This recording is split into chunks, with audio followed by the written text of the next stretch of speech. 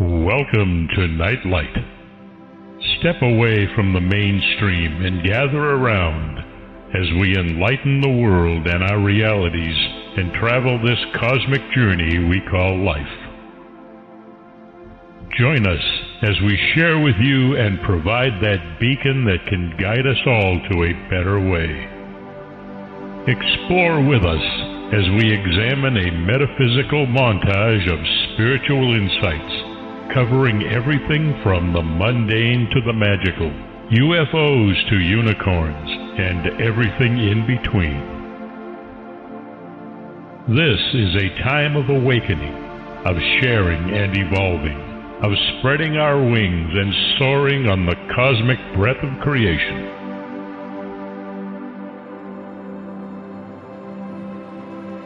Come and join with other light-minded spirits as we weave our lights together to seek understanding, enlightenment, and with a little luck, some wisdom. This is Nightlight, a reminder that you are never alone.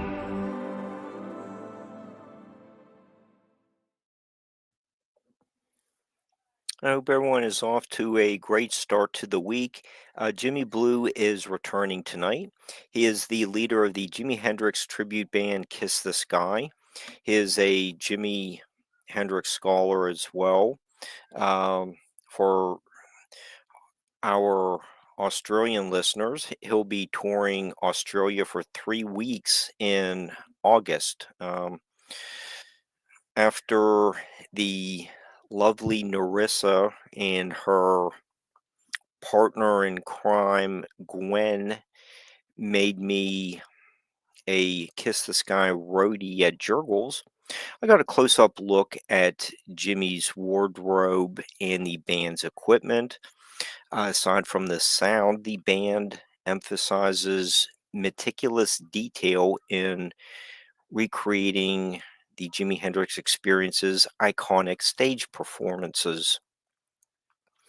When Jimmy approached me about discussing some new projects, he highly recommended his friend Corey Washington. Corey is the author of the Hendrix biography, Nobody Cages Me. We'll be looking at his more recent biography, Jimi Hendrix, Black Legacy. I hope that's coming in clearly. Fantastic book. The book is a biography of Jimi Hendrix as well as a great review of the Woodstock era music. If you are interested in the connection between music and the civil rights movements, that topic is covered. Corey met and transcribed interviews with surviving bandmates and those who were part of Jimmy's inner circle. There are autobiographical elements too. It's a comprehensive book of Jimmy's life and legacy, and Jimi BLEU is also in it as well. I highly recommend it. Here it is, the cover again. Fantastic book. Okay. All right, Barbara, you want to bring our guests on? Got Jimmy. Okay. Jimmy and Corey are here. Okay. How are you two tonight? Fine, Mark. Thanks for having me again. Appreciate it. Well, Doing pretty good. Good. Okay. Well, just, Jimmy, appreciate you putting me in touch with Corey. I think we're going to have a unique look at mainly about a 3-year period, but that is a lot of what we do on Nightlight. Okay, so after dealing with you two, I realized that the study of Jimi Hendrix's legacy uh, can't be glossed over. So we are back to the details that I learned about when I was Jimmy's roadie for the night. So why, with you two Jimmy scholars on, as well as all the liner notes I have on the CDs next to me, why is there just an emphasis on the details from these performances and 3 years of concerts and Jimmy's life? Jimmy, do you want to start with that, since you're out there wearing similar costumes? Actually, in the words of Jimmy's bandmate, Juma, who's I call him my brother, what we do with Kiss the Sky is very historic. Matter of Hmm. fact, it should be funded by historic organizations because it's recreating what uh, this guy was about, Jimi Hendrix, who was the most important musical figure of his era for those 4 years, especially before he died. And what we do is we recreate his iconic concerts with full costume, era equipment. The light show we license from the Fillmore back in the day. We do video interludes in between. So it's basically like a Broadway play. So you're seated for 2 hours, 2.5 hours, and you're seeing the whole story of Jimi Hendrix even before he made it. When I do lectures on Hendrix, I focus mainly on his spirituality he got into about a year and a half before he died, as well as his other connections, UFO connections and things like that. But most important, his spirituality. That's very important because I believe that's what made him very dangerous because he was bringing a lot of races and ethnicities together. And as a black performer, that's very dangerous even today. So you can imagine back in the late 60s what that was like. So more than anybody, I mean, there was a lot of people doing it. John Lennon, who was Jimmy's friend, was doing it. There were quite a few other people doing that. But what made Jimmy most specifically important in that was that he was a black performer, bringing together multiracial people, a lot of different races. So I concentrate on that with my lectures and things like, little facts like that that are not in the bios and not in the Hmm. documentaries. Okay. How about you, Corey? Yeah, I mean, you have like 500 pages of uh, you know indisputable information. You have meticulous research. We're going to get into, you're talking to the surviving people who were there. You also gravitate towards the detail. What is there? Do you feel like there's uh, a like a misunderstood story that needs to be rectified or explained in more detail? I would definitely say so. Jimi Hendrix is a very layered individual. That's why we're still talking about him 50 plus years later. You can talk about the simple facts of his life and still be enthralled and Hmm. excited. But as for someone that was born after he lived and died and came to know him much later, there were just some questions that I had that I didn't see was being answered in any of the bios or movies or material that was out there. So what I wanted to do, since I have an inquisitive mind, is to find out these answers, speak to the people that knew him, not just people that knew him, but people that were influenced by him, and just get an overall composite picture to kind of fully portray this portrait of Jimmy. And so that was what I set out to do 20 some odd years ago. Started off with a college paper where I asked these questions. It led to a podcast that I had that I called the Jimi Hendrix Black Legacy series, where you said I transcribed some of those interviews I had on the podcast. Then it went on to a first book, Nobody Cages Me, which was kind of like a primer to Jimi Hendrix Black Legacy, my latest work. So it all came in layers, and so that's kind of what I did. Okay. Okay. And I think you did that very well. Okay. And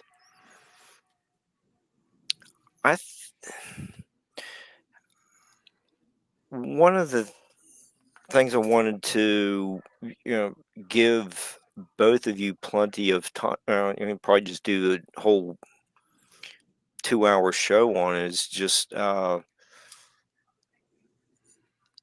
you give a lot of time to the importance of, just, like the four concerts over 2 nights with the band of gypsies. It seems like it's kind of a overlooked period in Jimmy's career. But I have a feeling that both of you are going to say that is not the case at all. And Jimmy, you were there for 3 of the 4 nights. Can you like set the stage of what was going on, what was the atmosphere like, how the band sounded, the what the light show, what was going on that New Year's Eve 1969 into 70? Well, it was that period I was talking about where Jimmy was coming into spirituality. He had a contractual obligation to do that concert. So he got together with his bass player, Billy Cox, and they both came up with the Band of Gypsies performance at the Fillmore.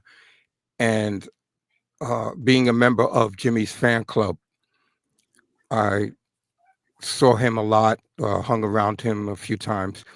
And the thing is, in my opinion, I try to be objective when I speak about Hendrix, very impartial to what went down back then, thanks to the notes that I took from that period. And to tell you the truth, Mark, it I don't know, it wasn't all that it was cracked up to be musically. Jimmy, matter of fact, when Jimmy was editing the music for that concert, he hated it. He hated a lot of what he did. I believe the saving grace of that concert is the performance of Machine Gun, which Steve Vai actually says is the greatest guitar solo ever recorded. And I would happen to agree. I believe that was a saving grace, that one of those nights when he did a song called Machine Gun. But to tell you the truth, I was at one of the rehearsals, the Bag of Nails rehearsal studio. They sounded better at the rehearsal studio than they did at the concert to me.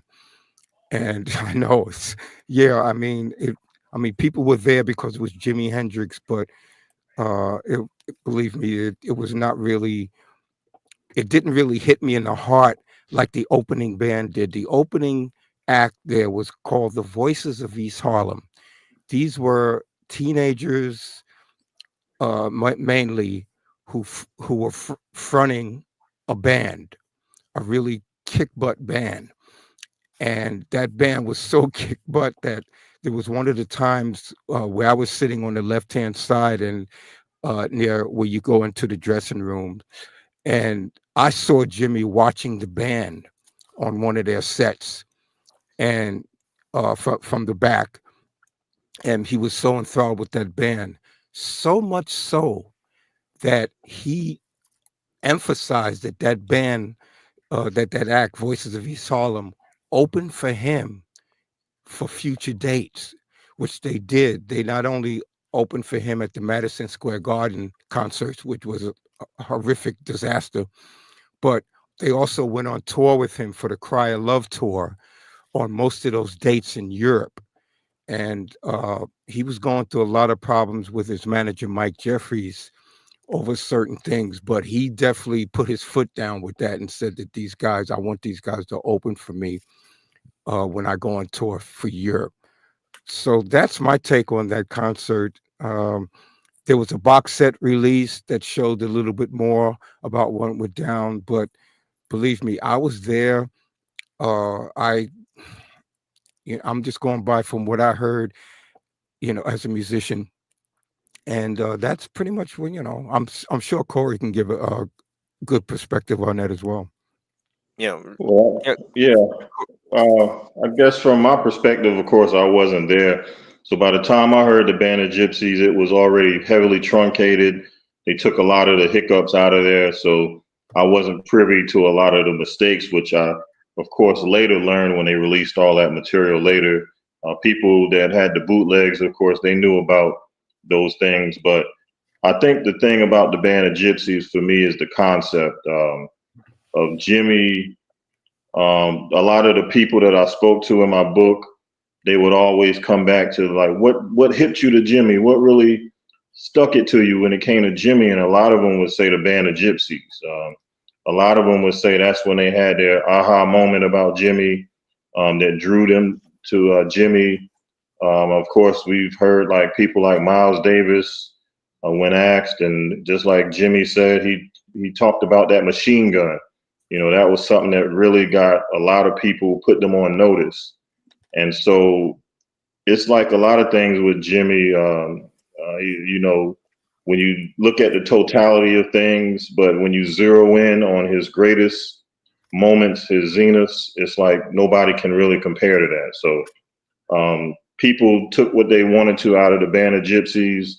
A lot of us were not, privy to all the hiccups, but by the time we learned about them, it was like, okay, well, that's how it was. But I mean, just a lot of people, they were saying that this Band of Gypsies album with Billy Cox, Buddy Miles, Jimi Hendrix.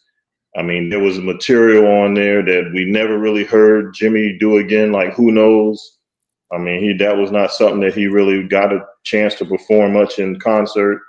And it's a lot of other things like Power of Soul and, some of those songs he was working on before he formed the Band of Gypsies, but we never really got to see him work through those things to completion. So, of course, that's just another missed opportunity that we got with his short lifespan. Okay. And Corey, okay. In chapter 4, you pretty much give little write-ups of each song that's on the different albums.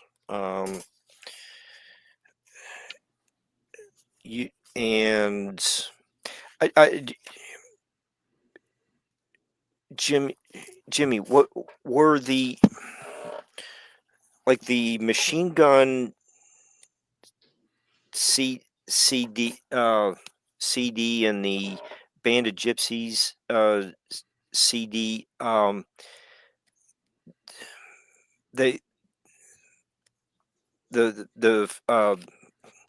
sorry, the Machine Gun has a few more songs than the Band of Gypsies CD, and then there's like a whole box set that was recently released. Is that correct? So is that, or the picked up the wrong one?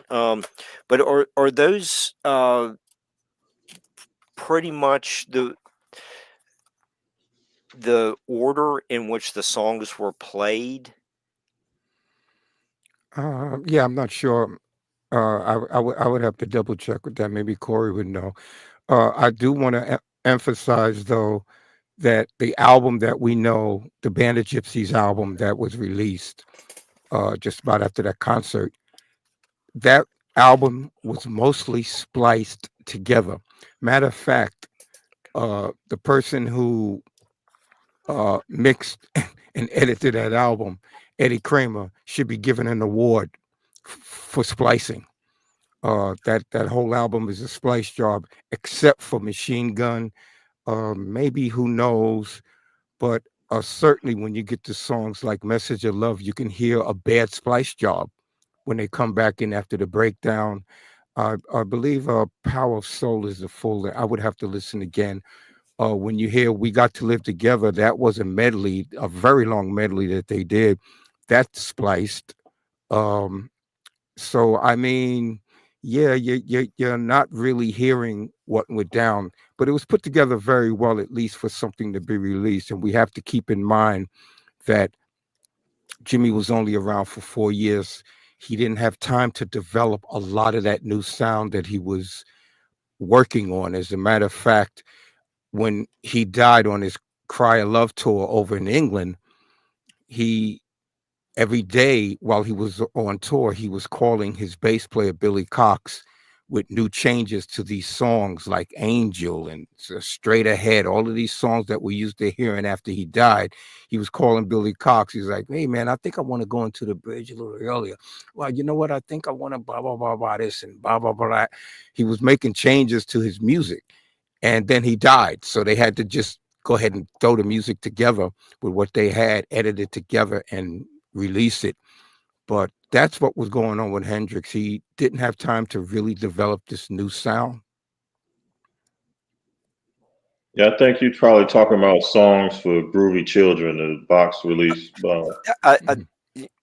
Thank you. I just drew a blank on the name, but that the songs for Groovy Children is basically the whole night, the 4 shows. Is that Well, correct? there's some stuff missing, but it's probably the most complete, professionally done release of the Band of Gypsies that's ever been put out.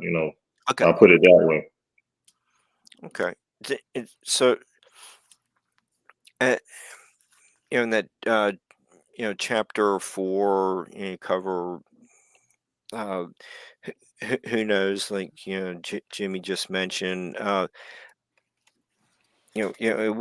have a feeling we could almost do just the 2 hours on Machine Gun. But you write, Machine Gun's impact on the world of music was immediate, but no example of this impact was clearer than the Funkadelic classic Maggot Brain.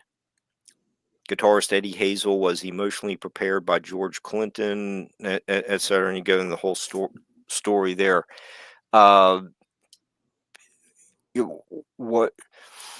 You're talking in just this one song. You're talking about the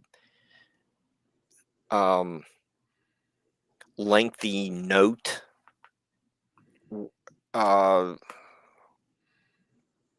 Why does that have a specific importance to this very important song? Is that for me or Jimmy? I don't. Corey, how about if you explain it? And Jimmy, you play the song in concert. How do you make that sound? But Corey, do you want to start with that specific note In Machine Gun? Yeah. Yes, it's like 3 minutes. 3 minutes and 38 seconds or something into the. Yeah. That particular note, even for a person such as myself, that's not a musician, I don't really play the guitar or anything like that. It was just almost like a release. It's like, imagine being there in the studio I mean, not the studio, but in the where they performed it live. I think Jimmy has spoken about how it reverberated through the speakers, but even just at home, just listening to it in stereo, you know, it's almost like it comes out of nowhere. Like if you can remember when you heard it for the first time, it's just like this high pitch release, and it just soars, and then it drops, and it comes right back again with another kind of sound. And I mean, I don't think I've ever heard anything like that played with the guitar. So anybody that plays after that is just you know, it's almost like you're chasing Jimmy, but it's just it elicits. If you're really deeply into Jimmy, as Jimmy Blue has said so many times, on a spiritual level, you start to feel something within. And I can even speak personally. Like I was riding in the car, and that note came on, and it was like it created such a euphoria, you know, in my brain that it went numb. It was almost like I was getting high. I don't do drugs, but it felt like it was just such a emotional connection. If you really connect with Jimi Hendrix on that level, it's several times in his music where you can actually feel some sort of release in your brain, where it's just like a natural spiritual musical high. And that note is probably what does it for me more than any other song at that particular time. Okay, Jimmy, how about you're playing the song, 13 minutes long song. You know, what is that? How do you duplicate that sound? What is it doing for you and the audience when you're playing Machine Gun? Yeah, well, it seems like when I do that song, the audience is waiting for that note. They're like, "Oh man, you better hit that note. You better do it, boy." In the words of Miles Davis regarding that note, somebody asked him about Machine Gun, or asked him about the concert, and then they asked him about Machine Gun, and he said, "That note, that says it all, man." Jimmy was a very limited blues guitar player. He's playing blues. Uh, that whole song, Machine Gun, is really just that down home country blues licks. But he hits that note, which is the fifth above the key of the song, and he holds it. He's trying to get that feedback. And what's it doing? It's because he has the Octavia, he has a few other things, effect pedals. It's pulsating, and it's just that one moment it kept captured in time. I like Corey was saying, it was reverberating through the speakers. I actually asked Billy Cox about that. I said, Billy, man, I was there, man. I was in something like the 6th or 7th row, and when that note happened, I felt like it was going from speaker to speaker, like when he hit that note. And Billy looked at me like I was crazy. Man, drugs, man. Yeah. You know what I mean? It's like no. So yeah. You know, basically, like I said, Jimmy was very limited as a player. He was changing that. He was hanging around jazz musicians. Uh, and he was getting more into jazz thanks to who I mentioned earlier, Juma, who was really a jazz-based musician, was getting in, introducing him to jazz musicians like Rashad Ali, and just going down the list of people who were really changing Jimmy's perspective on music. He idolized Larry Coryell. He hung out with Larry Coryell a few times, and Larry was actually showing him jazz licks, some of which he utilized at Woodstock. You can hear this most plainly on Villanova Junction. You can hear those are Larry Coryell chordings, man. He loved Larry Coryell for the way that Larry Coryell played chords. He was learning from everybody, man, that he can, but he was mostly getting into jazz. He was trying to get his chops together. So much so that thanks to Quincy Jones, he enrolled in the correspondence course at Berklee College of Music, which is my alma mater. And basically was a mail-in course. And he only, I mean, he died before he can really get into that. It is only, I saw maybe the application for that. And from what I heard from the person I saw the application from, that he only maybe got like 2 or 3 mail from that correspondence course, but he was really changing his playing. He realized he wasn't a jazz player. Matter of fact, he jammed with a few jazz players before he died, and a few of them walked out on him. Most notably, Tony Williams walked out of the jam session because Jimmy was stuck on that blues, basically pentatonic mentality. He didn't know the jazz language. He was changing that. He was also hanging around a guy who's very unknown, who was getting him into classical. He, acoustic classical guitar playing. Jimmy was, so he was really changing. And who knows where he might have gone. There was a lot of possibilities for this guy. Okay, and just to I don't know if I need to read Corey's entire passage, but to illustrate, Jimmy goes into what's been called the greatest guitar note of all time in electric guitar history. Around 3:38 into the song, Jimmy lets loose with a blood-curdling guitar shriek, which he holds for 5 seconds, and does a wah-wah scratch on his guitar for a split second, only to be followed by the same great note for another 4 seconds. So, and you know, uh, Corey would go on to write, Jimmy does the same thing with Machine Gun as he has his guitar scream in pain for the countless human families affected by war. It sounds as if someone is caught in the crossfire and meets an untimely demise. Then the song quietly and eerily fades out to thunderous applause. So I think you have great passages analyzing one song, but it's a very important song. Right. I think you hear people sometimes say Jimmy wasn't political. Maybe not political in the sense that people think of political people, but with his songs, he could say more than any politician could. That song Machine Gun, if you listen to the various versions of it, even the early versions that he did with Gypsy, Sun and Rainbows, in between, he's actually giving commentary on, anti-war stuff, people being shot down, and he's putting more into the lyrics. That particular performance was important for very many reasons. Had to deal with the music, but there was also lyrics in between.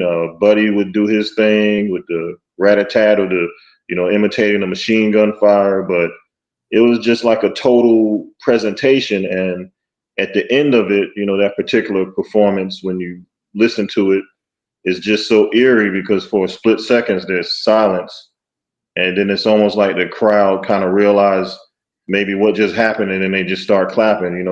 They probably didn't take it all in until later, but just that eerie silence for that little bit as the song fades out, it just adds a lot of weight to that performance. Yeah, and you wrote that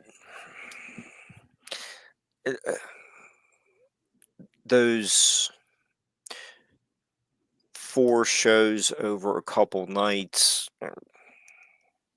wasn't, the best rehearsed shows, but for those 13 minutes that they do Machine Gun, that changed rock history. And Jimmy said, Steve Vai even is commenting on its importance. Probably 40 some years later. I don't know what year Jimmy or Steve made that comment, but it would have been a while after the shows. So something magical happened for that 13 minutes that really made a difference in people's lives.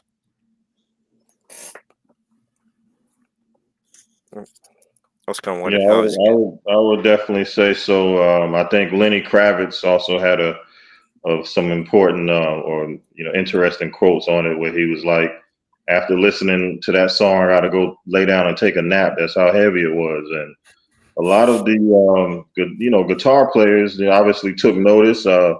And of course, from speaking of a perspective of how long lasting the song has, I mentioned the Maggot Brain only because that song Maggot Brain was so close to Machine Gun, and it was another kind of, like Jimmy said, blues based guitar dirge. It was there was some differences, but it was considered a long masterpiece, P-Funk's masterpiece with Eddie Hazel. And of course, Michael Hampton would do it later on. But, those two songs get compared a lot, for different reasons. I enjoy both of them. They're two different, meanings to each song, but it's just the emotions that it elicits from people, I think, that, set the stage for anybody to do a rock composition of that length and to capture people's emotions. I think that's the goal that they're shooting for as musicians. Yeah, and you do have the Lenny Kravitz quote on page 358. Then on the next page, that's where you have both Machine Gun and Maggot Brain have many similarities, but it all boils down to the emotional outpouring and mind-numbing notes that speak to the listener's heart. So, yeah, definitely. Great. I just think you had some. And I'm not Great. sure if Jimmy could speak to that. Are there any other songs of that length that rock guitarists have made that would put it in the same category? Because I was kind of drawing a blank. Oh yeah, there are quite a few. Peter Frampton.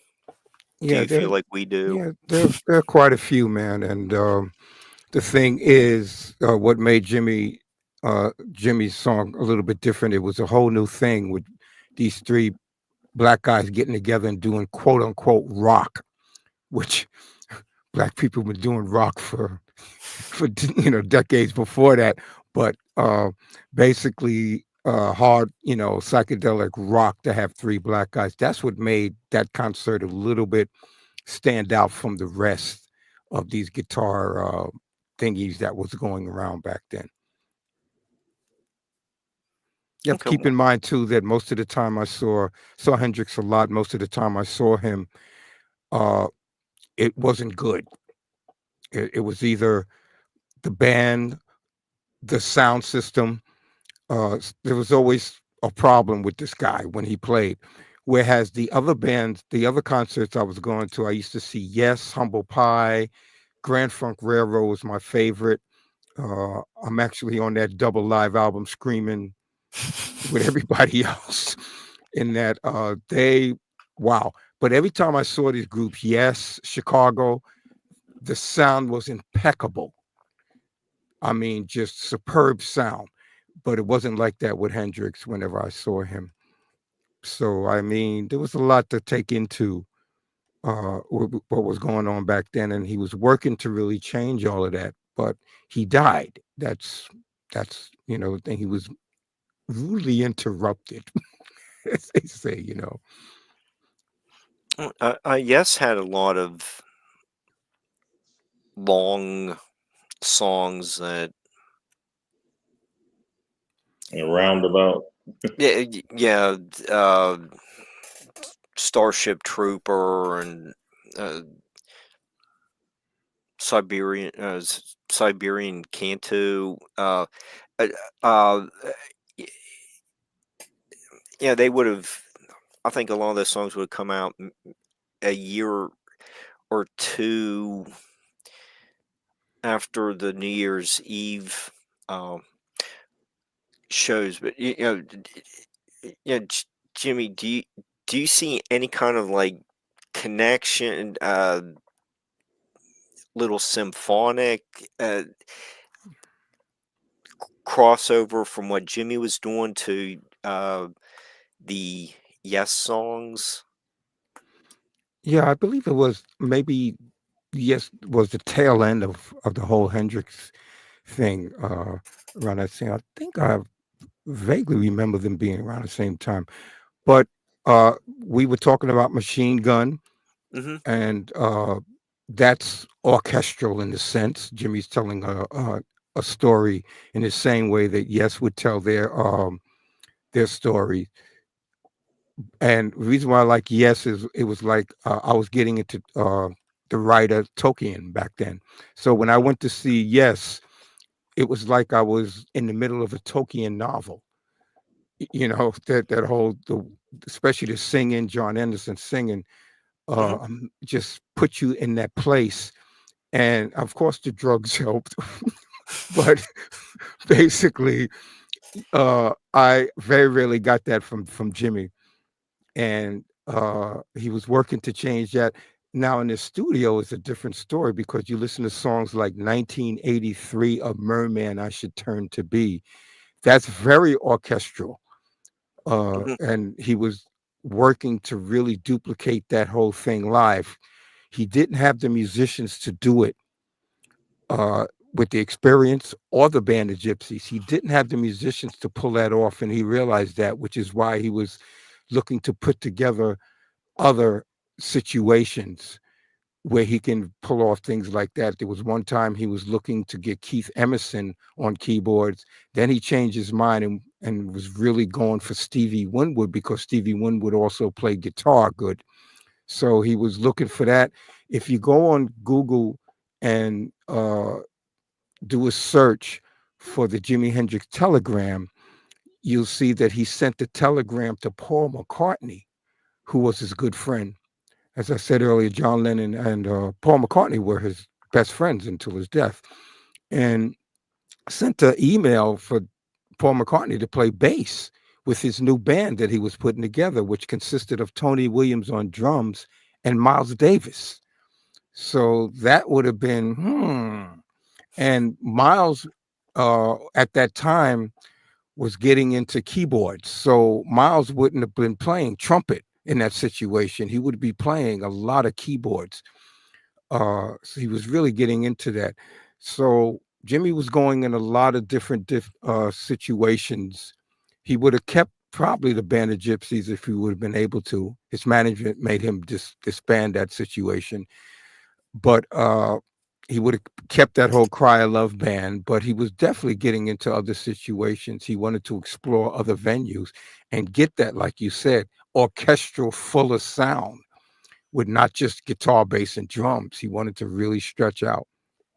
He tried it at Woodstock. It was a disaster in that sense.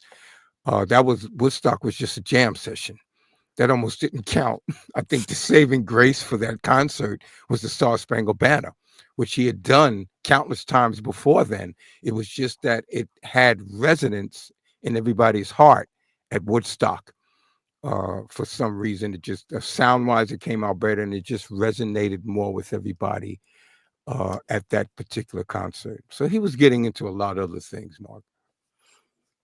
Okay. With um, the Merman, 1983 song, i- is that is about the only song with uh, a flute on it.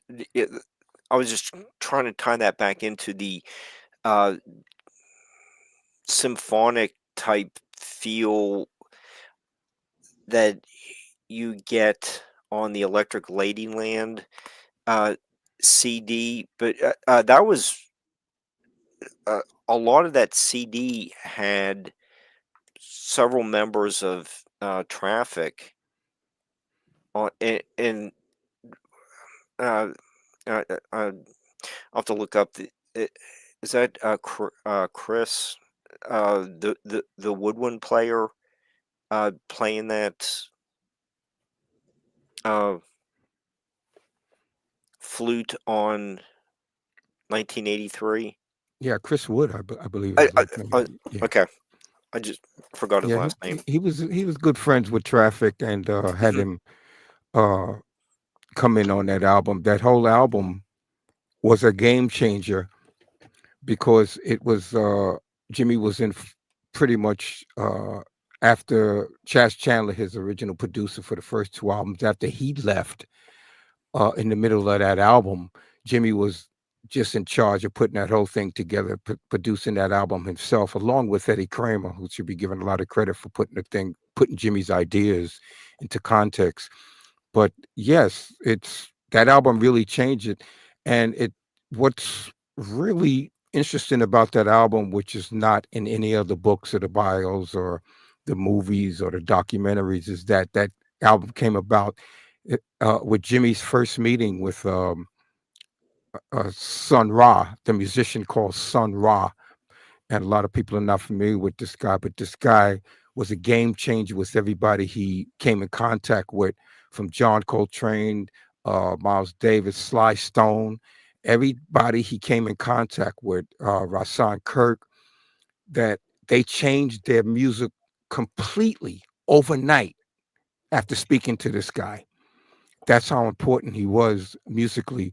And Jimmy had met him. Jimmy was walking down Bleecker Street and just happened to go into a club that he was playing and was enthralled with what this guy was doing. A lot of what Sun Ra was doing, especially at that club, it wasn't a Blue Note, it was another club.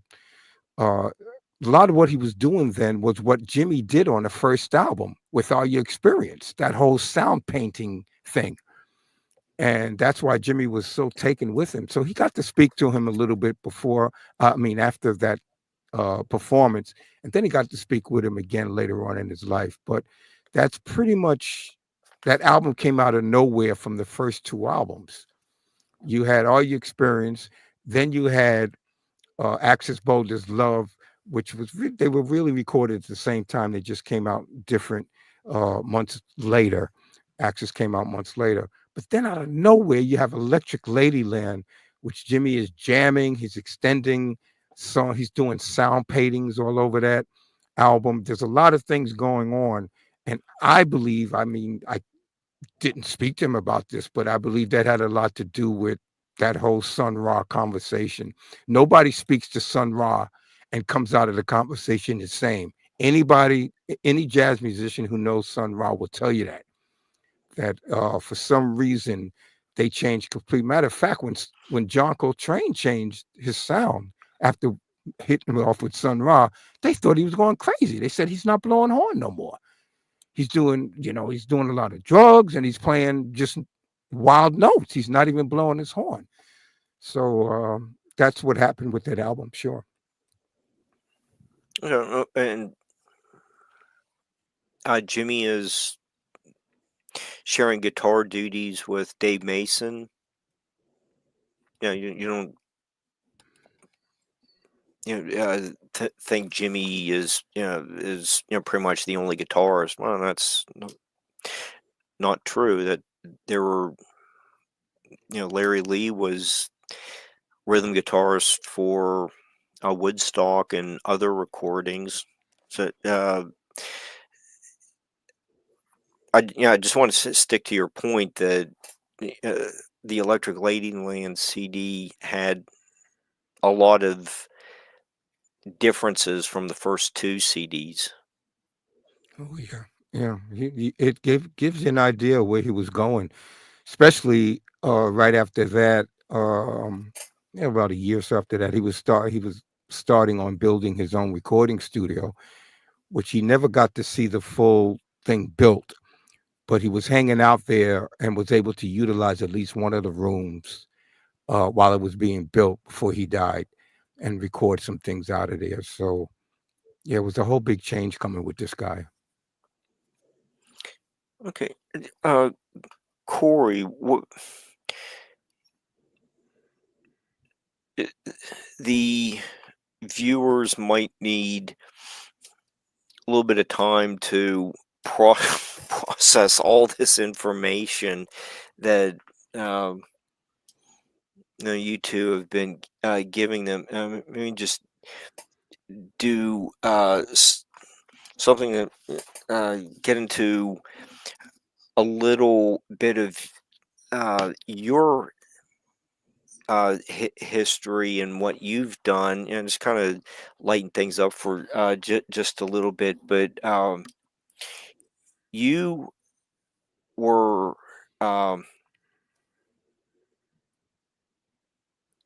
invited to give the introduction to the Band of Gypsies to the Rhythm and Blues Hall of Fame. Well, yeah, that was the second time. The first time, the way it happened was I read an article that was all over the place from CNN. I think it was a guy named James Blake or John Blake. He wrote an article about Jimi Hendrix's invisible legacy. And I saw that was kind of close to what I was saying with the Black legacy. So I decided to give it a read. And in the article, it spoke about, among many things, Jimi Hendrix was up for being inducted into the R&B Hall of Fame. So the first thing, I never knew there was an R&B Hall of Fame. That was number one. And then the second thing, I wanted to be a part of that. I wanted to, know more about this R&B Hall of Fame and so forth. And if I could help. So I contacted the CEO, Lamont Robinson. And, then I was able to see if I could be a sort of a liaison between the estate, Jimi Hendrix, and the R&B Hall of Fame. And so I got in contact with them, and we were supposed to bring in Jimi Hendrix to accept his award and give the speech. But I think this was around the some sort of 40th anniversary of Woodstock, so she wasn't able to make it. And so we were scrambling to try to find somebody to replace her. And that's when Lamont said, well, why don't you go ahead and accept the award? So I got the statement from Janie, and then I read her statement, said a little something, and that was in Detroit. I think that was 2016. And then 3 years later in 2019, the Band of Gypsies were inducted as a group into the R&B Hall of Fame. And once again, I think Janie was supposed to be there. I think that was the, since that was in 2019, that was the anniversary for Woodstock, where she couldn't make it. And once again, I was able to accept that and read a statement from her. And actually, the highlight of the night for me was Billy Cox was able to make that one, and he was able to actually go up on stage, accept his award, give his speech, and enjoy the festivities. And he actually got to play live on stage a little medley with two other guys doing some Band of Gypsy stuff, and one of the guitarists, Danny Robinson. There was recently a lot on Facebook because that was his last American performance because he lived overseas. And unfortunately, he developed cancer and died not that long after that. But that was great that he was able to come back to his hometown of Detroit, play in front of the people, enjoy that moment with Billy Cox. And so that was two memorable events that I was able to be a part of. Wow. Okay. That is, really in depth of this story about how intertwined you have been with what all things, Jimi Hendrix. Well, what? Yeah. So, okay, both of you have worked with Billy. What are your reflections of the last gypsy standing?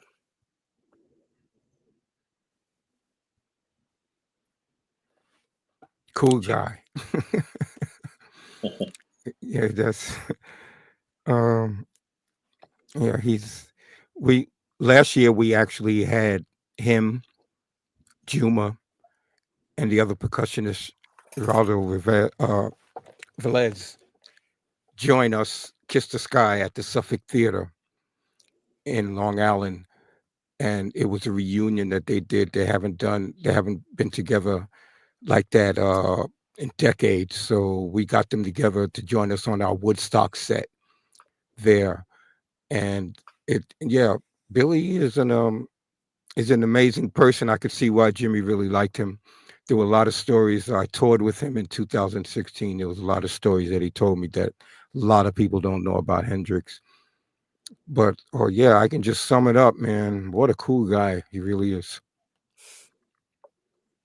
Yeah, he definitely has a lot of stories to tell. We just got a little taste of it when we were in the Detroit area. We got to go out to dinner with the band members and him and his wife, Brenda, and he got to share stories. You know, that's just a little taste of what he has. So I'm pretty sure Jimmy's probably heard a lot more of these stories. So.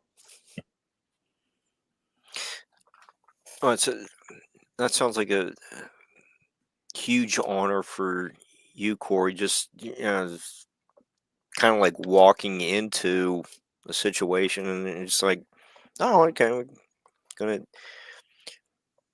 do a little something with Billy Cox. That doesn't happen to most people in a lifetime, let alone what what you're doing for the estate, and as well as working with Billy. So how has that impacted you? What, 4 years later, or, you just can't believe it. What's the aftermath of that event? Yeah, I mean, it was like you said, to do it one time for Jimmy in 2016 in Dearborn, Michigan, to be not just there representing the estate, but to be graced in the same stage as like Dionne Warwick and, all these other people, Duke of Earl. I mean, just people that are luminaries in the world of R&B, Detroit legends, Mary Wilson from the Supremes, Martha. Was it Martha and the Vandellas? It's just so many different. It was like people there that were probably before my time, but when you research these people, they're living legends. And I just had to take that in and think that Jimmy, back when he was alive, was like a sideman for some of these people or affiliated with some of these people. And, to just think everything coming full circle and he's being honored just right along with these other R&B legends. I mean, that held a special place for me, the significance of that, because I think it was, what's the guitarist from, he's from Detroit, but he was also in that group, Hank Ballard. Who was the guitarist for Hank Ballard? Yeah, Billy something, I forgot. Yeah, Billy Davis. Billy Davis. Yeah. Billy Davis was there, and he gave his account of meeting a young Hendrix. So, I mean, it was just like 6 degrees of separation all around with all of these R&B legends, and Jimmy's right in the mix, connected there. Well, Corey, you are too, with Martha and the Vandellas, and the names that you just mentioned. Is it Martha Reeves? I might have got it wrong. Yeah. Dancing in the Street, that was their big hit. Yeah. All the listeners are familiar with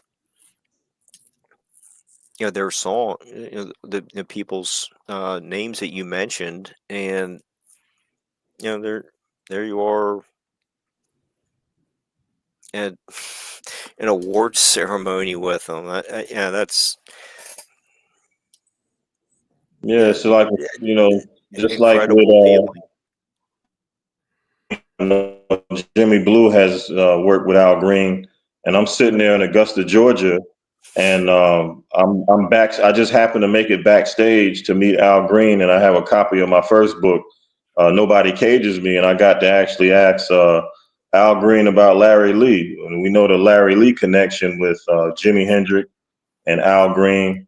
And Al was able to get my book, and seemed like he was excited to get it. And it's just being an author on such a weighty topic as Jimi Hendrix and his connection to the Black community has allowed me to meet people like the famous people, meet people like Jimmy Blue, meet people just from all walks of life, people that are connected with Jimmy, and it's like we share this kind of common kindred spirit, and it just it's something that you just can't describe in words sometimes.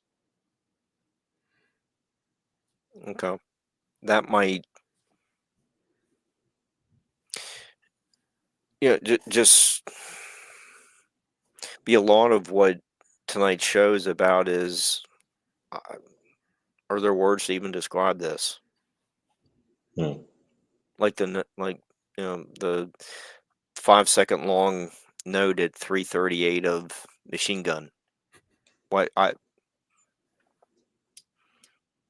you had some nice words to try to describe it, but you have to hear it to feel it, or it's just kind of hard to put feelings into words. But I think your discussions are a lot better than what I or what most people could even try to put into words. And I think both of you do a fantastic job on the subject material really well, that you can put it into words that most people are just going to have to settle for. Hopefully they'll learn to feel it, but I have to agree with what you said. I just can't put it into words. Okay.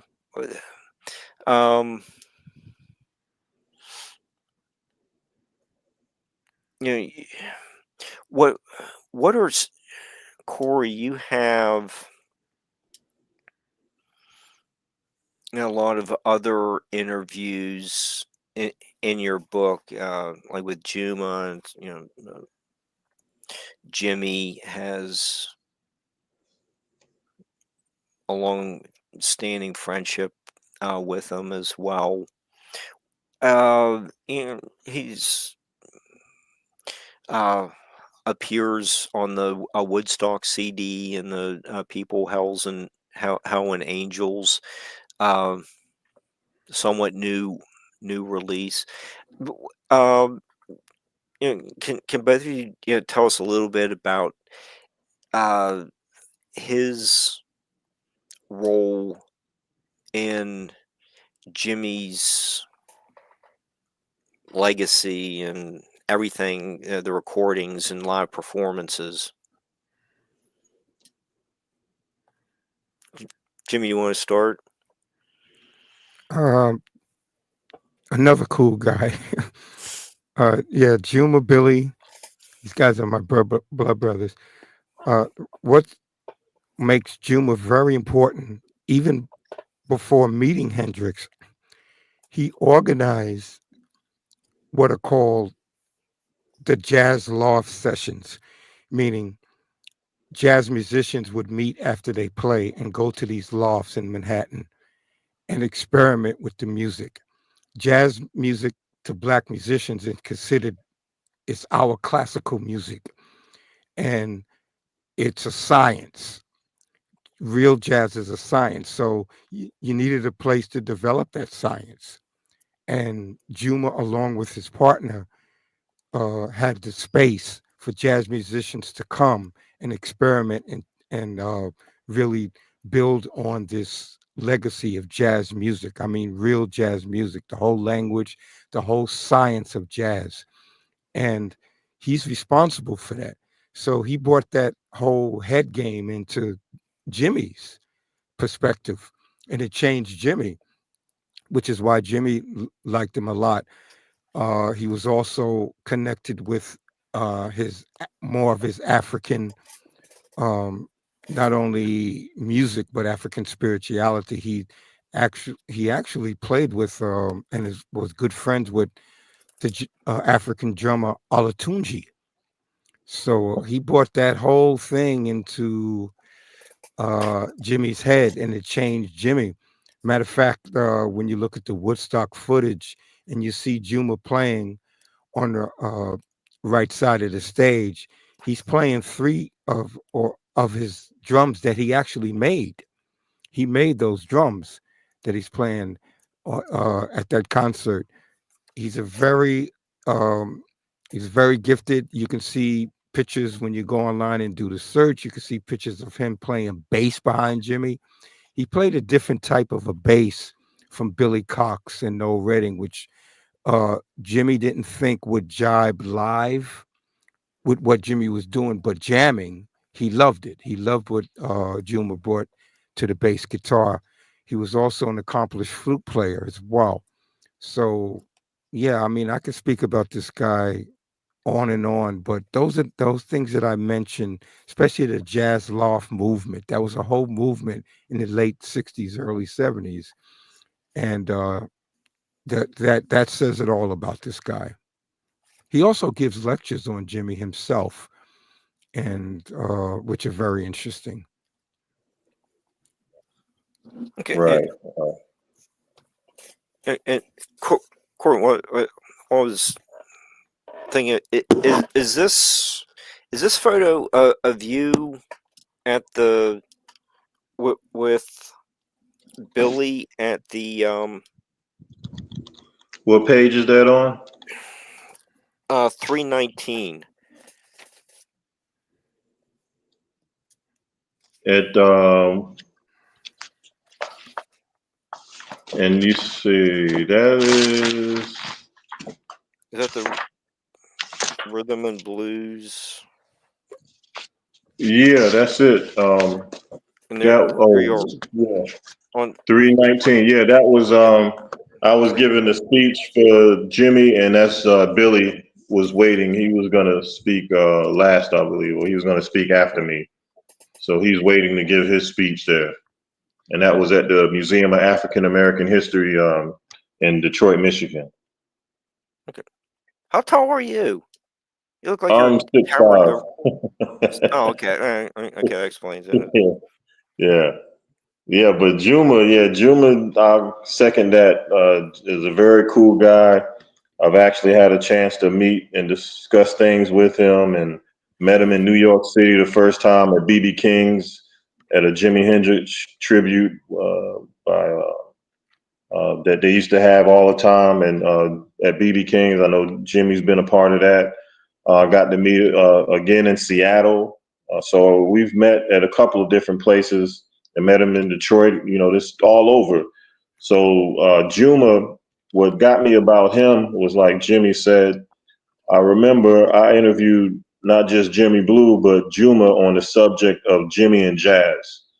I've heard Jimmy Blue speak about it before, but not necessarily Juma. And then when Juma started spitting all these facts, and I was like, man, I got to step my research game up, because he's coming up with Archie Shepp talking about hoot nannies and Aboriginal Music Society, and he's getting into all these technical terms. And I mean, it just blew my mind to have both of those guys speak about Jimmy and jazz, because there was a fledgling fusion movement in the early, 60 mid 60s, and Jimmy was right there. But just to get that backstory that Juma had of his time, like he said, before Jimmy, and his connection to jazz, which was very monumental and influential in itself, just gave me a whole new dimension to Juma, and also the stories that he told me about management messing with him and Jerry Velez, and I'm asking him, hey man, why we can't hear you at Woodstock? And he gives that story, and just different things that he's had to endure, and he's still standing strong today. Those people that messed up his audio at Woodstock, where are they at? We don't know. Juma's still here, So it's things like that gave me a new dimension to Juma and his endurance, his soft spokenness, but yet being strong in the face of so much. I just had a lot of admiration for him. Okay, well, okay, and yeah, Jimmy, gee, was it 4 years or so ago? We um did this show with the Beardos. Then I think after uh you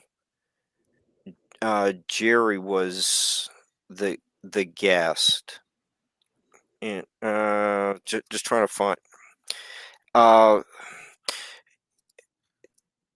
you know, he showed us all the like gold records he had where he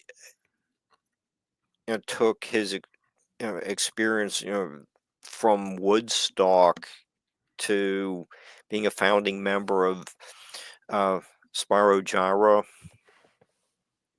and it's like we're listening to all these stories. On what page? I was trying to find it. It's toward the back of Corey's book. I was trying. Oh, there. Um. What? There's over here's Oh, Jerry. yeah. That photo. Yeah. With Reggie Hendrix. Hendrix. Yeah. And oh, there's the photo.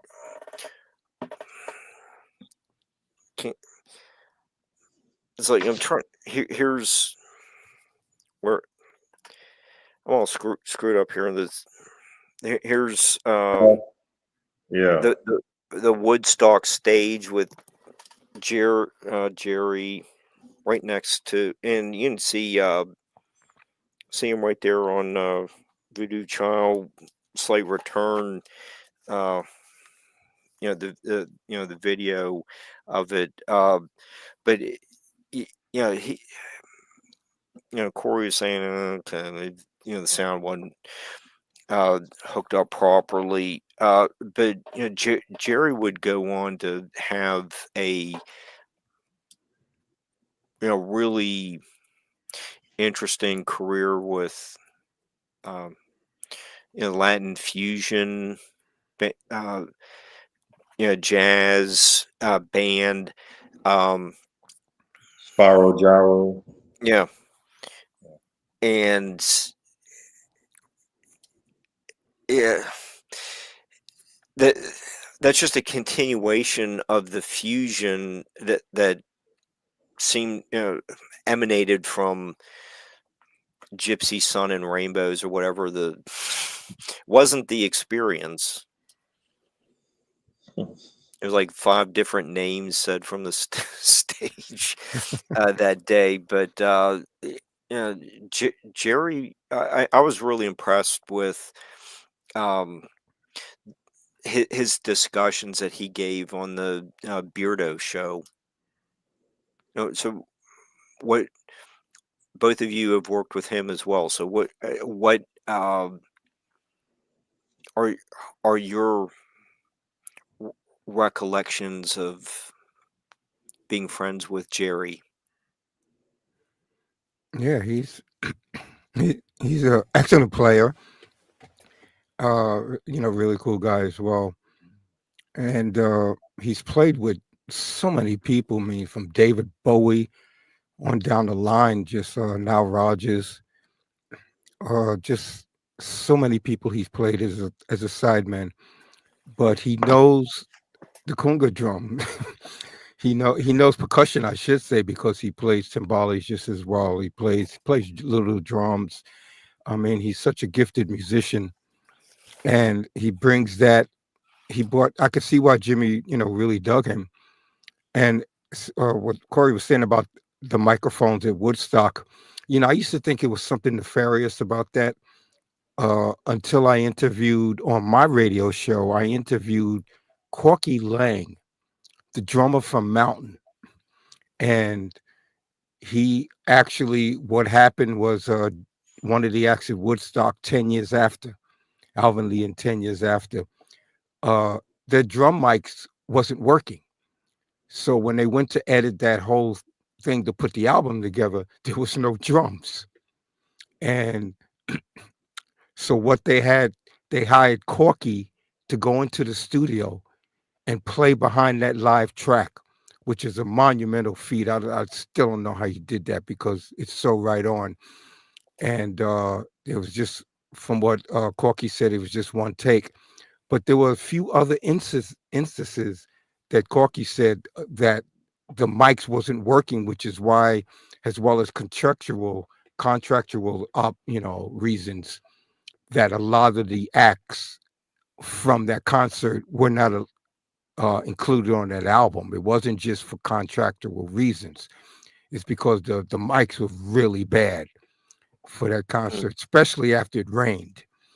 And so I got a whole nother insight into that. So probably by the time they got to Monday morning with Jimmy, these guys probably like, look, I've had it. You know what I mean? Let's just roll the tape and pray, sort of thing. I mean, that was Monday. Everybody was burnt out, including myself. I was there, and I was a kid, man. I mean, wanted to go home crying like a mama's boy. And by Monday morning, most of the people had left. But by Monday morning, everybody was burnt out. I mean, mentally, they were like people like walking around zombie. You could see the look in their eyes. It wasn't that concert mentality like the first few days. So that gave me good insight as to what has happened, which is why you don't really hear Jerry, you don't hear Juma. Okay. Yeah. So since we've kind of been covering some of these concerts and the New Year's Eve, kind of known by some of the viewers. I'm sure most of the viewers are very much well aware of Woodstock, but Corey, you also do delve into the Harlem concert, which I wasn't aware of, and I'm sure probably a lot of the viewers tonight may not be very familiar with it, but I'm sure that they would like to know how important this concert was. Almost sound like an early version of Live Aid. I would say that, Questlove made a documentary, I think Summer of Soul or something like that, where they coined a concert, the Black Woodstock. That was actually maybe a month or less than a month from the Jimi Hendrix concert in Harlem. It's not talked about a lot. One of the main reasons is because Jimmy wasn't recorded during that concert. It was supposed to be video footage, but the story goes the person that was contracted to video it supposedly ran out of footage because he recorded all the other acts, and Jimmy was the last one to play. And by the time Jimmy got up there to play, all we got was him plugging in his amp, tuning up or whatever. But, so a lot of the stuff that we get from that are just from people that were there that, have given accounts, and people that have taken pictures and things of that nature. So a guy named Grant Harper Reed, who was there, was gracious enough to allow me to use some of those pictures from the Harlem concert in my book. I was also able to, interview him and a few other people that were there to try to get a little fuller picture. I think the one thing that surprised me, yes, when you take a look at the picture, this was, you have to remember, was very late at night. It was, Jimmy was, this was Harlem. So the amount of people that actually stayed there to see Jimmy was kind of surprising to me. And you can kind of see the people in the crowd. You even see some kids in the crowd. And so it was always good for me to see that picture of that, the people in the audience. And of course, the audio recording that we hear sometime on YouTube, the person had the recording device so close to the speaker, it just sounds muffled, and it's not really even worth listening to. Even for the most eager of Hendrix fans, it's just not worth it to sit through that. But it was interesting just hearing people's different perspectives. Of course, you hear different people say different things, about negative things, some positive. I think we've heard a lot about somebody throwing something at Jimmy. Some people downplay that, somebody stealing his guitar, things like that. But I just think the optics of that concert would have been nice to have on video so that people could see Jimmy playing to a different type of audience.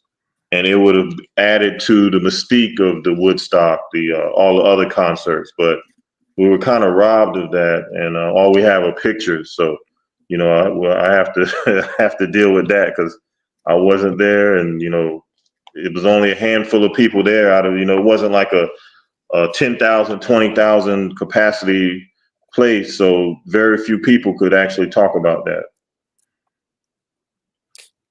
And that was I just lost I thought I was on the right page. Originally the idea was floated to hold the concert at the Apollo and do a benefit for the Nigerian kids of the secessionist state of Biafra. Biafra, yeah, in Nigeria. I think it was one of the Aliens that told me that the remaining one that's here, Taharka, he was part of the organizers, and they floated the idea of the Apollo, and I think the owner, the Schiffler or something like that, he wasn't going for it, and so they said, let's take it to the street, let's do it in the for a free concert, and that's kind of how it came about. So that would have been interesting to see Jimmy play the Apollo again. I know he won amateur night one time for one of $25, but to see him come full circle and actually do a full-fledged concert there, it seemed like a no-brainer. But for some reason, I think maybe Jimmy even alluded to this. He was getting kind of dangerous for some people, and so you never know. That could have been part of the reason why they said no. Okay, so you're saying the proceeds went to the refugees of the Nigerian Civil War. So it was That's what they were planning, but they, instead of doing that, the proceeds went to the United Block Association for the free concert in Harlem. And if you look at the cover of my book, you can see those two young ladies there. If you look closely on their shirt, it has United Block Association. So those were two kids that were part of that organization. So though Jimmy was helping the kids out in Harlem, so it still went for a good cause. okay. Well, yeah, that's one of the things I wanted you to get to is the good causes that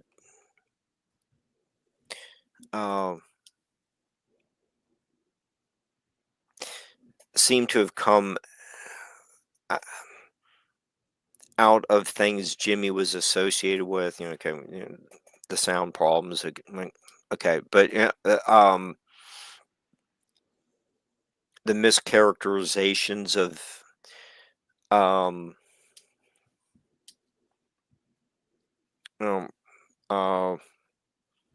substances was really not substantiated by a lot of people, and you're extending it to uh, helping other people. Corey, you have passages about Jimmy was pretty much a down to earth guy. He was very humble. Jimmy, you hung around a few times, but he didn't have bodyguards for someone of his stature. So um, I, I think both of you provide a lot of insights into who this person was, and it wasn't these stereotyped musician from that time. I think, but both of you make that point very clear. And Jimmy, when we've spoken on other occasions, you've discussed the ghetto fighters, and they appear on the People, Hell, and Angels CD. Who were they? What were the role that they played in the growing body of work of Jimmy's music? Well, Corey had mentioned the Aleem brothers. That's basically who they were. Ghetto Fighters were their stage name of their group at that time, but they were close friends with Jimmy even before his fame, and they were so close that when Jimmy got into his spirituality, there were two paths that Jimmy was on. He was on uh, what is called the Gurdjieff movement. Back then, he was connected with the Gurdjieff Foundation thanks to his close association with Timothy Leary. And the other path he was on was the ancient Nile Valley teachings, commonly known as the ancient Egyptian teachings. He got that pretty much from Rasan Kirk, gave him contact number of a person in Harlem that he got introduced into that. But this is about a year and a half before he died. And at that time, the Aleem brothers were hanging around Jimmy very closely with Jimmy, and Jimmy turned them on to these teachings, these ancient Nile Valley teachings, so much so that they changed their name from Albert and Arthur Allen to Taharka and Tundura Aleem, with the first two names, Tundura and Taharka, are ancient Egyptian names. These guys were so enthralled with what Jimmy had turned them on to. So, yeah, these guys, they went on after Jimmy died to actually have their own record label, thanks to Jimmy, who gave them the foundation money for that record label. And they were able to produce artists as well as produce themselves. They had a couple of dance hall hits, and they were doing pretty well. Tahaka is the last surviving member. The other brother, Tundara, died some years ago, but Tahaka is still around. And yeah, he can give you more insight, especially that concert, the Harlem concert, which you were speaking about earlier. Tahaka could really give you insight into that, being one of the organizers for that concert. I was at that concert, and it was really the Woodstock band really just transported to a Harlem stage. And it's a good thing that it wasn't recorded because it was really bad. Again, a jam session, but it was bad compared to the other acts that were there. There was Big Mabel, who had a really kick butt band. There was a few other top blues artists there who, I mean, sounded really good for it to be outside. Matter of fact, I spoke to this. I had to be about 20 years ago. I spoke to actually a woman and a husband who was actually in one of the uh, apartments across the street from the concert, and was actually looking out at the whole concert, and remembered, spoke. They were at a Kiss the Sky concert, and they came up and approached me during a meet and greet and said, we were there, and about they described the groups that were there, they described Hendrix and everything, and they wasn't really into Hendrix until he died, and they certainly wasn't into Hendrix for that concert because it just sounded like a wall of garbage compared to the other acts that were there. So, again, this is just my worthless 2-cent opinion. I'm just coming at it from an impartial perspective. That's all. Okay. Corey, is there, we,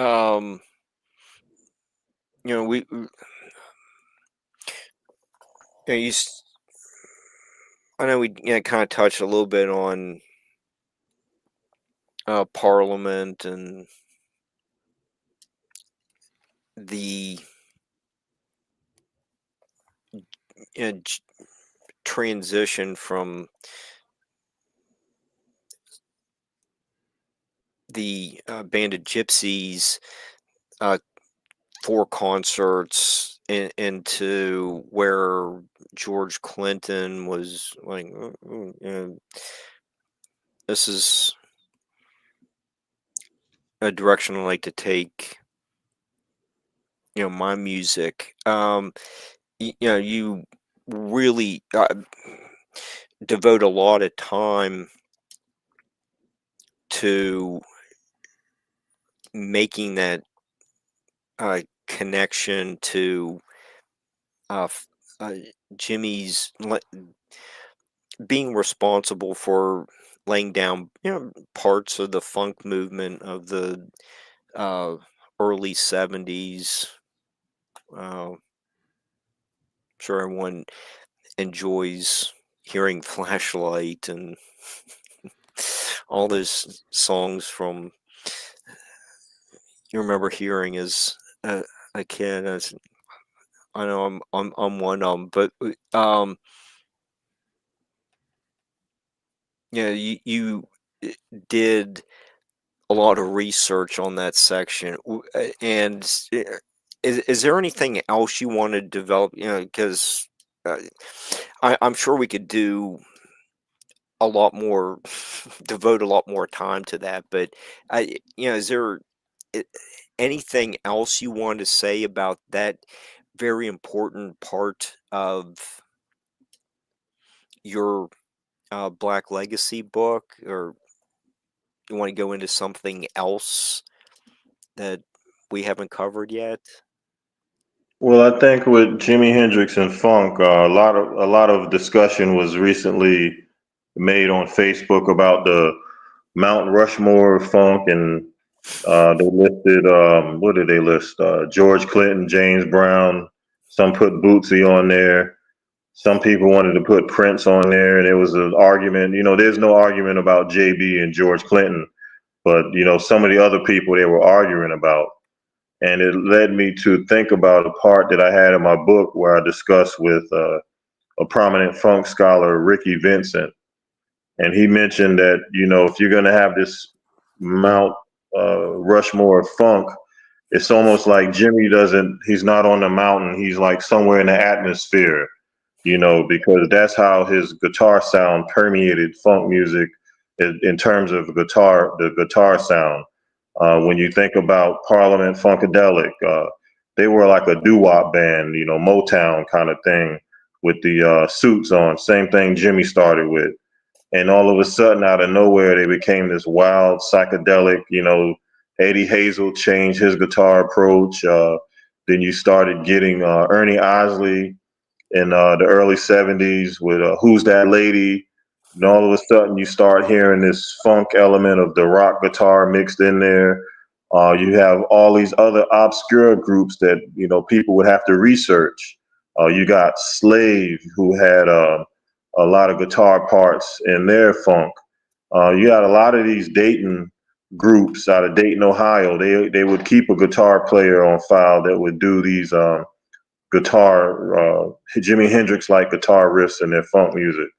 And so I I bring all that to say that there's just this direct line that was made from Jimi Hendrix, the Band of Gypsies. I think you can even go back to Axis Bold as Love, Little Miss Lover.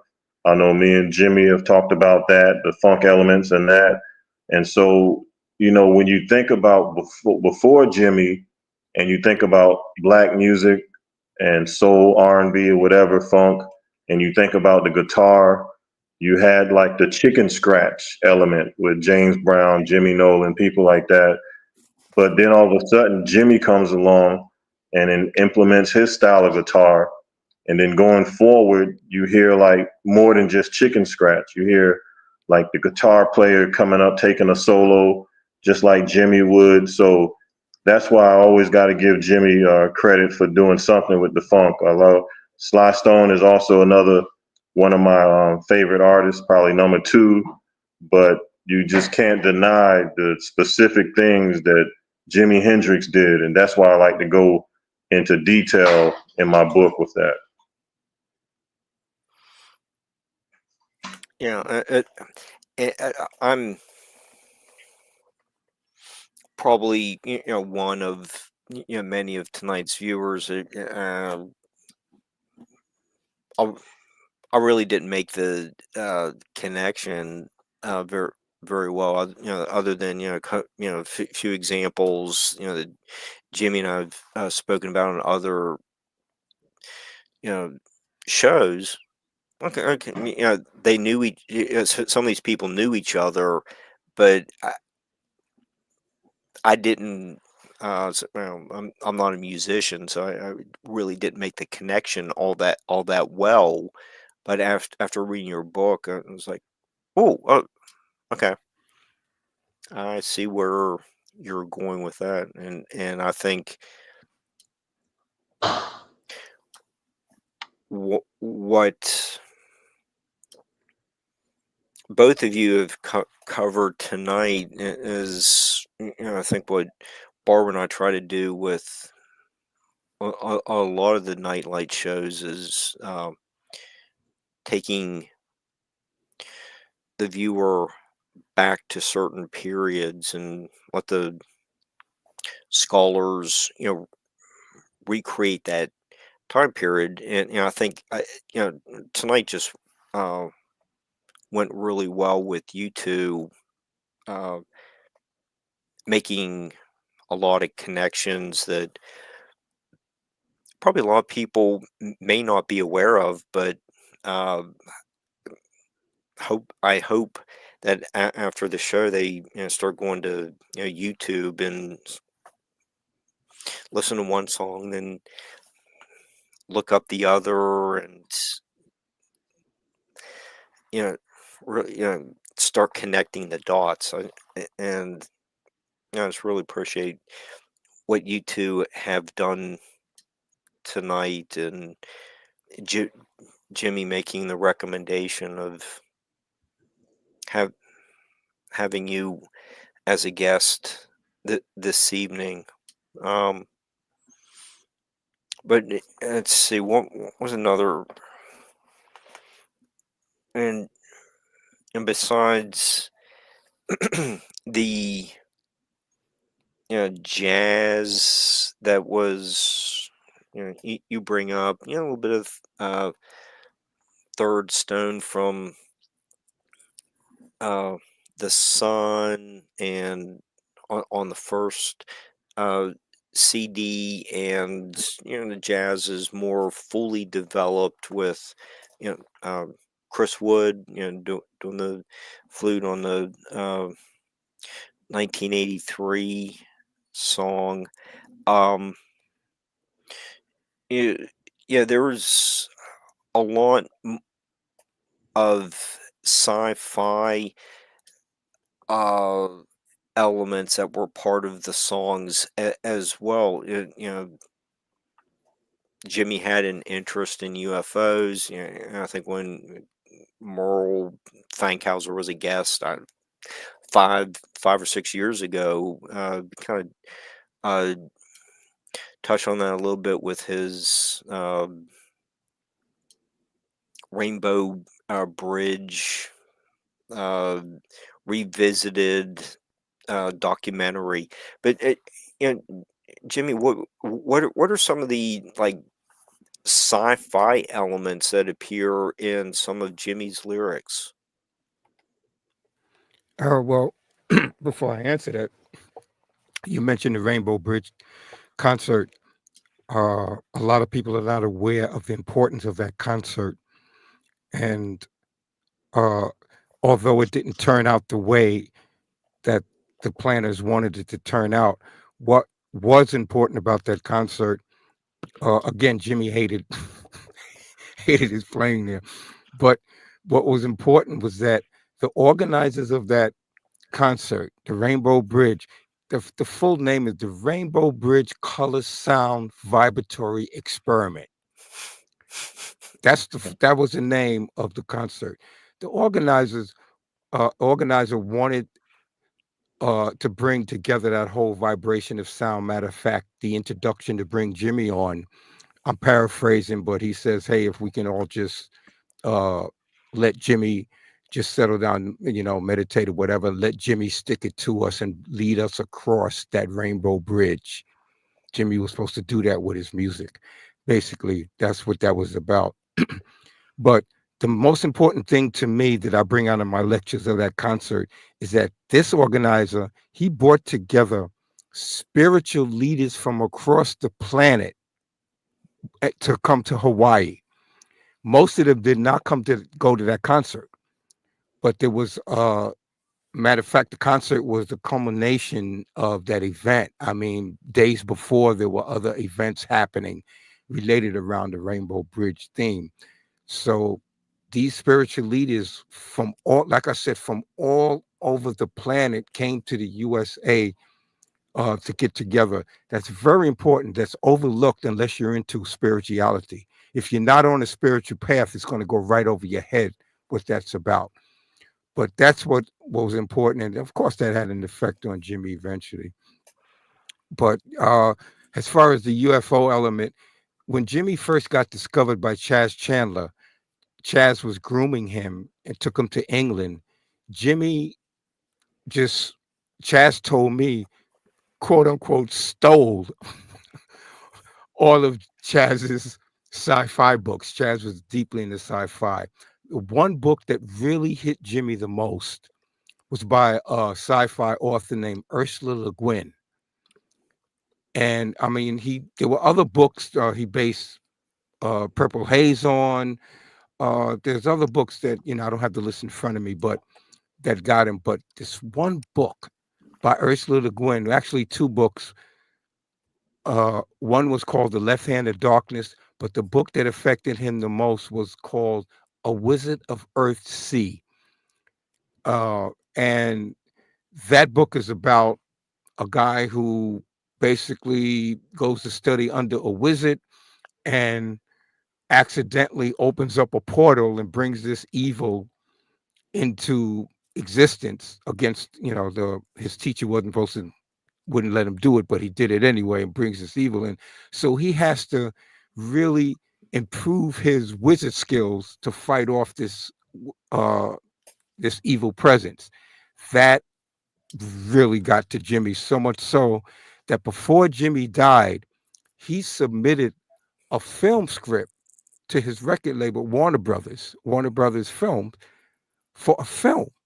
I saw the actual script, and the working title back then probably wouldn't have been the title, but the working title of the film was called Black Gold. And there were books written about Jimi Hendrix, Black Gold, but this has nothing to do with the film. And this film was about an Indiana Jones type character who travels around the world and gets into all of these mystical adventures. That was that whole concept came from Ursula Le Guin's book, A Wizard of Earthsea. I had time to spend, thanks to a Hendrix protege. I had spent a lot of time going over that script, so much so that my film, which was finished about a year ago, is based on that actual script. So that I could see where it really got to Jimmy, but he was to really answer your question, it was because of he borrowed, quote unquote, borrowed a lot of books from Chaz Chandler and really got into sci-fi. So you hear it, especially on those first two albums, man. Really on the Axis Boulder's Love album, you hear just sci-fi. Matter of fact, the album opens with him supposedly an alien being interviewed. He's the alien who's being interviewed, and so I mean, yeah, he was. And I always say, just Jimi Hendrix came out of nowhere with his whole look and everything, which was alien enough. The guy was definitely from another planet because no other black guy, with the exception of Arthur Lee, who Jimmy owes a lot to as far as fashion, because Arthur Lee was dressing like that way before Jimmy in the Village. He was known in the Village for being the black guy who dressed spacey like that. Jimmy got a lot from him working with Arthur Lee. As a matter of fact, when Arthur Lee was working on Rosalie Brooks, who was Jimmy's girlfriend, recordings, there was a little, Rosa described, there was a little jealousy between, that's when he really met Arthur Lee. There's a little jealousy between him and Jimmy. Arthur was dressing like that. Jimmy wasn't dressing like that when he was hanging around Rosalie Brooks. So he owes a lot to Arthur Lee, but still, the way Jimmy did it, obviously, there's some alien. I mean, you look at this guy, say this guy's from another planet. You know what I mean? Nobody is like that. Okay.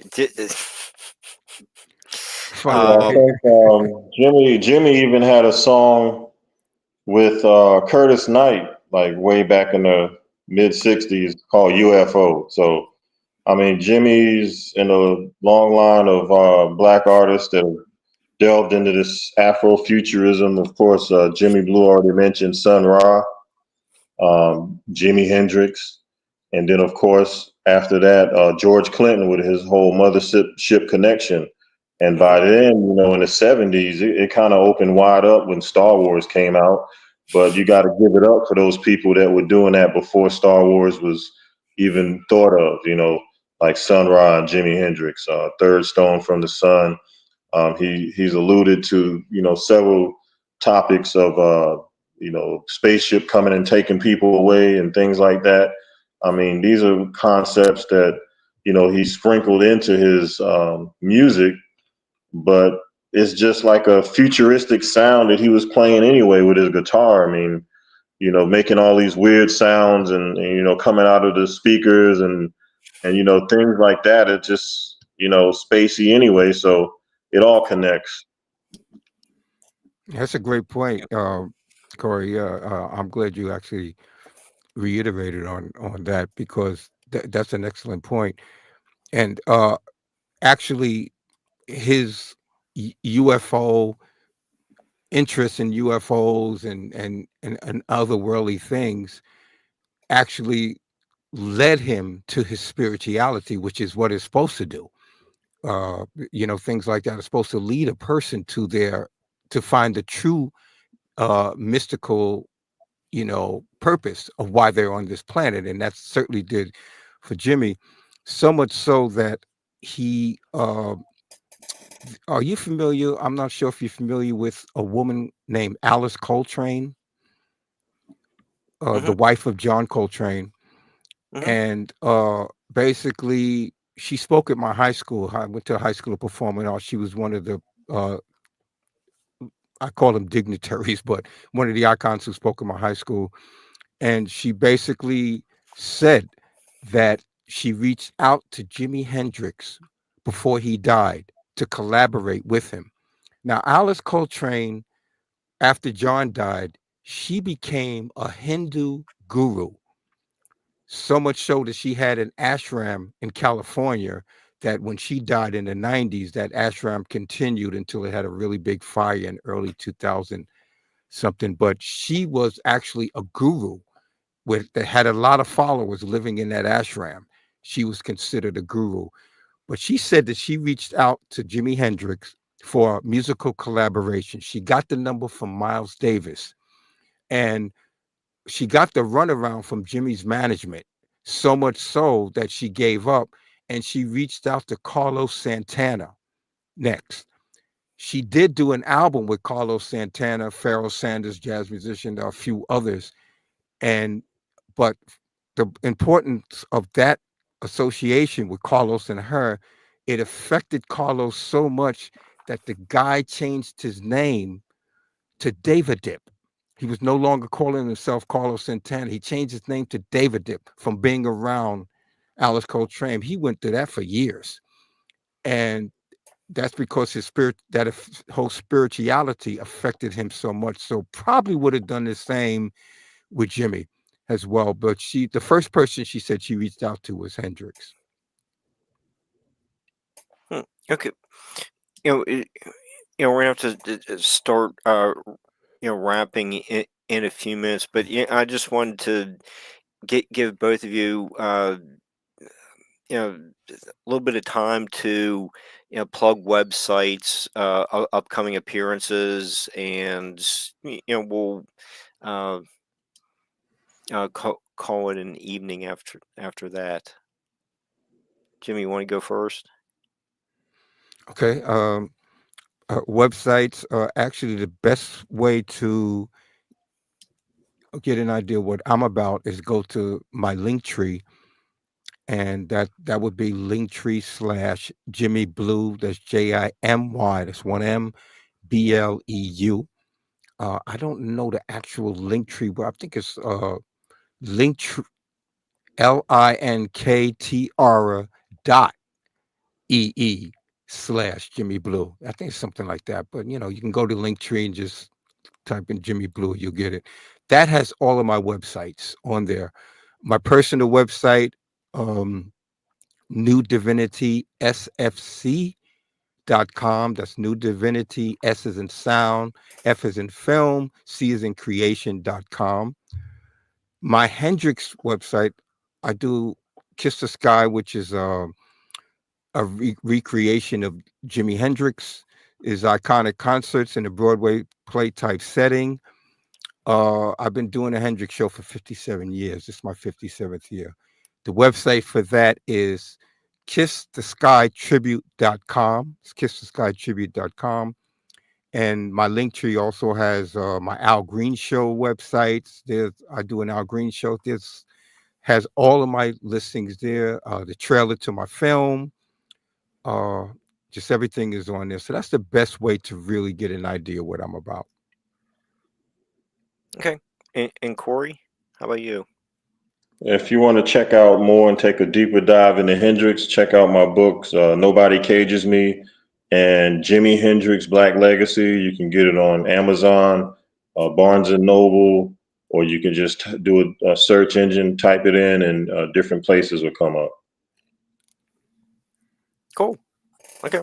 So, all right. I think we're kind of wrapping up at about the appropriate time. It's getting late. You have to teach tomorrow, Corey. So finish grading the papers and getting back to the kids tomorrow. And Jimmy, people, you're going to be gone for like a month to Australia later this summer, right? Yes, we're really looking forward to that. Actually, we're doing a lot of private events now, Kiss the Sky. and we'll be going on tour in Chicago and I think you mentioned Detroit, a few other places, and in July. And the end of August, like you said, we're going to Australia. Um, Basically, Kiss the Sky is the only authentic Jimi Hendrix show. It's the longest running Jimi Hendrix show, and I always say that's why it's trying to be stopped. But of course, we won't get into that. But basically, that's what that's about. So, like I said, you can get more information on kisstheskytribute.com. Okay. That sounds good. How about we wrap there? Yeah, we'll keep talking. We'll have to do this show again. I don't think we touched on everything, and we'll have to keep the conversation going. And thank you, Barbara, for keeping us on the air. And Big time. want to thank the viewers for tuning in. And just there's a whole lot of history to absorb tonight, and Jim and Corey, you two did a fantastic job of giving everyone the information they need to understand this time period of 67 to about 70, and this is what we're trying to do on Nightlight. So I just really appreciate it, and we will keep the conversation going another time. And just want to thank everyone for being here tonight, and we'll see everyone sometime in the near future.